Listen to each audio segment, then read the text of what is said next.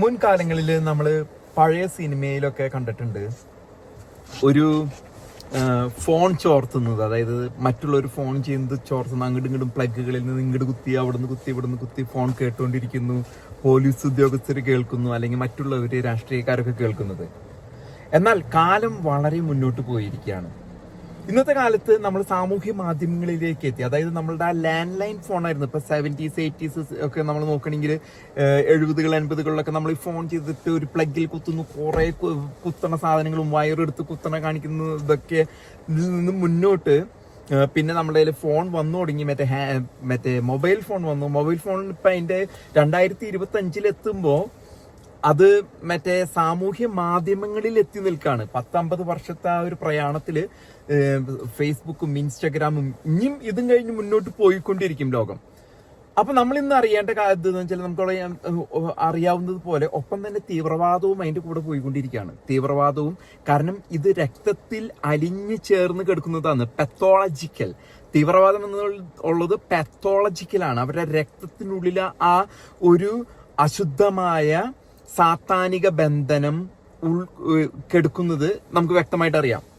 ഇതിന്റെ ഈ ഒരു തീവ്രവാദത്തെ നമുക്ക് നമ്മുടെ സാധാരണ പ്രത്യേകിച്ച് കേരളം പോലെയുള്ള ഒരു സാഹചര്യത്തില് ആ ഒരു ഗ്രാമീണ നിഷ്കളങ്കിത ഉണ്ട്. അവർക്ക് പുറം ലോകവുമായിട്ട് അവരുടെ ഉള്ളിൽ ആ പൊട്ടക്കിണറ്റിലെ തവള എന്ന് പറഞ്ഞ മാതിരി അവർക്ക് ചിന്തിക്കാൻ പറ്റില്ല. അവരെല്ലാവരെയും വിശ്വസിക്കുന്നു. അതായത് നമ്മൾ പറയും അവരെന്ത് കാണുന്നതെല്ലാം വിശ്വസിക്കുന്നു. അത്ര ശുദ്ധമായ മനസ്സുള്ളവരാണ് ഇത്തരത്തിലുള്ള ഈ നമ്മ കാണുന്ന കേരളത്തിലെ പൊതുസമൂഹം. അപ്പൊ അവർക്ക് ഇത് ഏതാണ് തീവ്രവാദം? ഇവരൊക്കെ നല്ല മതേതരത്വം പറയുന്നു, സ്നേഹം പറയുന്നു, ആത്മാർത്ഥത പറയുന്നു. നമ്മുടെ അയൽക്കാരും കൂട്ടുകാരും അതില് ചെറിയൊരു ശതമാനേ ഈ പൊട്ടിക്കാൻ, ഇപ്പൊ നമ്മൾ ഡൽഹിയിൽ കണ്ട പോതിരി പൊട്ടിക്കാനൊക്കെ നടക്കുന്ന ഒരു ചെറിയ വിഭാഗം മാത്രമാണ് ഇതിലുള്ളത്. ഈ ഒരു തീവ്രവാദ പ്രവർത്തനത്തിന് വേണ്ടി നടക്കുന്നതുള്ളൂ. പക്ഷെ അവരെ വേർതിരിച്ചെടുക്കുക എന്നുള്ളത് വലിയൊരു ഇതാണ്. ഇപ്പൊ നമുക്ക് വളരെയധികം ഇത് നൽകുന്ന പ്രതീക്ഷ നൽകുന്ന ഒരു വിഷയം, ഇന്ത്യൻ സർക്കാർ ആർട്ടിഫിഷ്യൽ ഇന്റലിജൻസ് ഉപയോഗിക്കാൻ പോവാണ്. ആർട്ടിഫിഷ്യൽ ഇന്റലിജൻസ് എന്ന് പറയുമ്പോൾ അവർ ഇപ്പൊ തൊട്ട് മുതൽ ഉപയോഗിക്കാൻ പോകുന്നത് നമ്മുടെ സാമൂഹ്യ മാധ്യമങ്ങള്. കാരണം ഞാൻ നേരത്തെ പറഞ്ഞ രക്തത്തിനുള്ളിൽ അരിഞ്ഞു ചേർന്നിരിക്കുന്ന തീവ്രവാദമുള്ളവൻ അത് പുറത്ത് കാണിക്കാണ്ടിരിക്കില്ല. അത് സാമൂഹ്യ മാധ്യമങ്ങളിൽ അവർ പ്രകടിപ്പിക്കും. അവന്റെ പോസ്റ്റിങ്ങുകളായിട്ട്, കമന്റ്സ് ആയിട്ട്, ലൈക്കുകളായിട്ടൊക്കെ കെടുക്കും. അപ്പൊ ഇതൊക്കെ തപ്പി തപ്പി തപ്പി ക്യാച്ച് ചെയ്തെടുക്കുന്നത് മുഴുവനും മനുഷ്യരല്ല. മനുഷ്യരെന്ന് ഓരോരുന്ന് നോക്കിയിട്ടല്ല. ആർട്ടിഫിഷ്യൽ ഇന്റലിജൻസ്, നിർമ്മിത ബുദ്ധി എന്ന് പറയും. ഇതിരുന്ന് പിടിച്ചിരിക്കും. ഇവൻ ഈ ടൈപ്പാണ് ഇവിടെ ഇരിക്കുന്നത്. ഡാറ്റ കളക്ഷൻ, ഡാറ്റയാണ് ഇന്നത്തെ ഏറ്റവും വലിയ ഇത്. ആ ഡാറ്റ എടുക്കലാണ് 850 കോടി ജനങ്ങളിൽ നിന്നുള്ള ഡാറ്റ എടുക്കുന്നത്. അത് ഓരോ സർക്കാരുകളുടെയും കപ്പാസിറ്റി അനുസരിച്ചായിരിക്കും അത് ഓരോന്നും ചെയ്യുന്നത്. ഇപ്പൊ ഇന്ത്യ പോലെയുള്ള ഒരു സർക്കാരല്ല, അമേരിക്ക ചിലപ്പോൾ ലോകം മുഴുവൻ എടുക്കണ്ടാവും. പിന്നെ ഐറിസ്, കണ്ണിന്റെ കൃഷ്ണമണിയിൽ നിന്ന് കൈപ്പത്തി എല്ലാം തപ്പിക്കൊണ്ടിരിക്കുക, അന്വേഷിച്ചെടുത്തുകൊണ്ടിരിക്കണം എവിടെയൊക്കെയാന്നുള്ളത്. പക്ഷെ ഈ ഒരു ഡാറ്റ, അതായത് ഫേസ്ബുക്കിൽ ഒരു പോസ്റ്റ് ചെയ്തെന്ന് പറഞ്ഞിട്ട് ഒരുത്തിനെ പിടിച്ച് ഉള്ളിലിടാനൊന്നും ഉള്ള വകുപ്പില്ല. അത് അത്രമാത്രം തീവ്രമാണെങ്കിൽ മാത്രമേ അങ്ങനെയുള്ളൊരു അത് പൊട്ടൻഷ്യൽ ത്രെറ്റ് അതിലിപ്പോ നമ്മളിപ്പോ നിയമവകുപ്പ്, ഇപ്പൊ ലോ എൻഫോഴ്സ്മെന്റ്, ഇന്റലിജൻസ്, അതല്ലെങ്കിൽ മിലിറ്ററി എല്ലാം ഇതിന്റെ പിന്നാലെ ഉണ്ട്.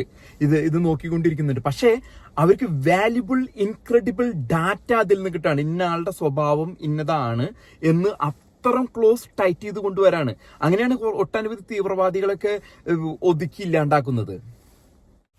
തന്നെയുമല്ല, ഈ പറയുന്ന law enforcement, intelligence agencies, military ഒരു സിവിലൈസ്ഡ് സൊസൈറ്റിയിൽ, അതൊരു സാംസ്കാരികമായിട്ട് ഇന്ത്യയെ പോലെ, അതല്ലെങ്കിൽ അമേരിക്കയെ പോലെ, യൂറോപ്യൻ യൂണിയനും പോലെ ജനാധിപത്യപരമായിട്ടുള്ള കാര്യങ്ങൾ നടക്കുന്ന സൊസൈറ്റിയിൽ ഇവരെ ട്രാക്ക് ചെയ്ത് പിടിച്ചതിന് ശേഷം നമ്മൾ ഈ ഒരു കാട്ടർബികളുടെ നിയമം പോലെയല്ല. ഇവിടെ ഒരു നിയമവ്യവസ്ഥയുണ്ട്. അപ്പൊ ഇവരൊരു ജഡ്ജിന്റെ മുമ്പിൽ ഇത്തരത്തിലുള്ള ഒരു പ്രതിയെ കൊണ്ടുവന്ന് നിർത്തിയിട്ട് അവർക്ക് ക്രെഡിബിൾ എവിഡൻസും വിറ്റ്നസും ഒക്കെ വേണം. അതല്ലാതെ ഫേസ്ബുക്കിലോ സോഷ്യൽ മീഡിയയിലോ പോസ്റ്റ് ചെയ്തെന്നും പറഞ്ഞിട്ട് അവരെ കോടതി വെറുതെ വിട്ട് കഴിഞ്ഞാൽ പിന്നെ ആ കേസിന് വാലിഡിറ്റി ഇല്ലാണ്ടായി. അപ്പൊ അതുകൊണ്ട് ഇവര് വ്യക്തമായിട്ട് ട്രാക്ക് ചെയ്ത് കൊണ്ടുവന്ന് അവരിതിൽ വന്ന് ചാടിക്കോളും. അതായത് നമ്മൾ എലിക്ക് കെണി വെക്കില്ലേ, പന്നിക്കും മറ്റേ കാട്ടുപന്നിക്ക് കെണി വെക്കണോണം നമ്മ ഈ പന്നികൾക്ക് കെണി വെക്കണം. അപ്പൊ ഇവര് വന്ന് ചാടും, ഇതില് കടിച്ച് ചാടും ഇവര്. കാരണം ഞാൻ നേരത്തെ പറഞ്ഞ പോലെ പാത്തോളജിക്കലി ഇവരുടെ ഉള്ളില് ടെററിസം ഒളിച്ചു കിടക്കുന്നുണ്ട്. അവരാണ് ഈ പോസ്റ്റിങ്ങും കമന്റ്സ് ഒക്കെ ചെയ്ത് ഇവരുടെ ഇത് ചെയ്യുക. അപ്പൊ അവരെ പിന്നെ ആയിരക്കണക്കിന് പോസ്റ്റുകളും കമന്റ്സിൽ നിന്നാണ് ഇവർ ഇത് ചെയ്തെടുക്കുക. അത് മനുഷ്യനെ ഇരുന്ന് നോക്കിയിരുന്നല്ല വായിക്കുന്നത്. AI അത് ഇപ്പൊ സിവിലിയൻസിന്റെ വേൾഡിൽ പോകുന്നതിനേക്കാളും ഒരു 10-15 വർഷം മുന്നോട്ടാണ് സർക്കാരുകളുടെ ലോ എൻഫോഴ്സ്മെന്റ് ഇന്റലിജൻസ് ഒക്കെ മുന്നോട്ട് പോകുന്നത്. അപ്പൊ അവരുടെ ഇരിക്കുന്ന ടെക്നോളജി നമ്മുടെ ഇരിക്കുന്ന ടെക്നോളജിയെക്കാളും ഒരു 10-15 മടങ്ങ് മുമ്പോട്ടായിരിക്കും പോയിക്കൊണ്ടിരിക്കുന്ന സാധനം. അവര് ഓൾറെഡി ഇപ്പൊ നമ്മളിപ്പോ കമ്പ്യൂട്ടർ, ഇന്റർനെറ്റ് ഈ വക സാധനങ്ങളൊക്കെ വരുന്നതിനും 10-15 വർഷം മുമ്പ് പല ഏജൻസികൾ അത് ഉപയോഗിച്ചിട്ടുണ്ട്. അത് നമുക്ക് ഇപ്പൊ പലർക്കും അറിയാവുന്നവർക്ക് അറിയാം. ഇതിന്റെ വേറൊരു ഉദാഹരണം ഞാൻ പറയാൻ ഉദ്ദേശിക്കുന്നത്, അമേരിക്കയിൽ ട്രംപ് വരുന്നതിന് മുമ്പ് ജോ ബൈഡന്റെ കാലഘട്ടത്തിൽ കൊളംബിയയുടെ തലപ്പത്ത് ഏതൊരു സുഡാപ്പിയായിരുന്നു. ആ യൂണിവേഴ്സിറ്റിയുടെ തലപ്പത്തൊക്കെ ഇത്തരത്തിലുള്ള ടെന്റ് കെട്ടിയിട്ട്, അതായത് ഇത്ര ഭംഗിയായിട്ട് ന്യൂയോർക്ക് സിറ്റിയിൽ സ്ഥിതി ചെയ്യുന്ന കൊളംബിയ യൂണിവേഴ്സിറ്റി, ഞാൻ അവിടേക്ക് പോയിട്ടുണ്ട്. ആ യൂണിവേഴ്സിറ്റിയുടെ മുമ്പിൽ ഒരു ടെന്റും കെട്ടി പാലസ്തീന്റെ മറ്റേ അണ്ടർവെയറും ആ തേലക്കാടൻ അച്ഛനിട്ട് നടക്കണ ആ കോണാനിട്ടിട്ട് പറയുന്ന പാവം പാലസ്തീൻ, ആൾക്കാരെ കൊന്നു മുടിപ്പിക്കുന്ന ഈ ഹമാസ് എന്ന പാലസ്തീനികളുടെ ഇവർക്ക് വേണ്ടി, പിഞ്ചു കുഞ്ഞുങ്ങൾക്ക് വേണ്ടി UCLAയുടെ മുമ്പിലൊക്കെ ഇവര് ഇത് നടത്തി. ഇവരുടെ പ്രതിഷേധം ഭയമാണ്. അതായത് ഇവരുടെ ഉള്ളിൽ ഞാൻ പറഞ്ഞില്ലേ, ഈ പാത്തോളജിക്കൽ, അതായത് ബ്ലഡിന്റെ ഉള്ളില് ഇവരുടെ ഉള്ളിൽ തീവ്രവാദം ഒളിഞ്ഞെടുക്കേണ്ട ഭയം, ഭീരുക്കളാണ് ഇവര് ഗുജറാത്തിൽ എന്തെങ്കിലും പ്രശ്നം ഉണ്ടോ എന്നൊക്കെ അതിന് ഉദാഹരണമാണ്. ഗുജറാത്തിലേക്ക് ചെന്ന് കാണിച്ചു കൊടുക്കുക അവർക്ക് ധൈര്യം ഉണ്ടെങ്കിൽ.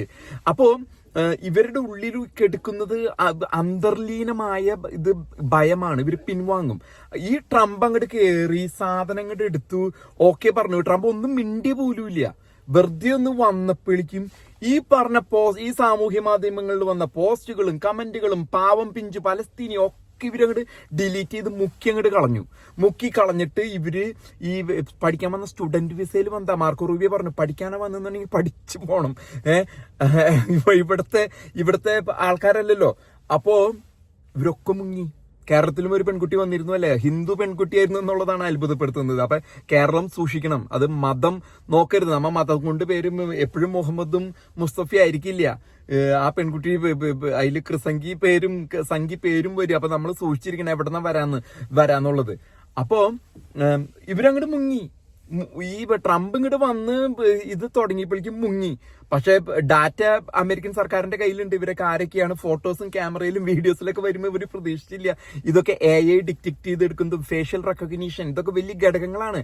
ഓരോ സിറ്റികളിൽ ഇപ്പോൾ വരുന്നത്, ഇപ്പൊ ദുബായ് പോലെയുള്ള രാജ്യങ്ങളൊക്കെ വളരെ അതിന്റെ അഡ്വാൻസ്ഡ് ടെക്നോളജി ഉപയോഗിക്കുന്നത്.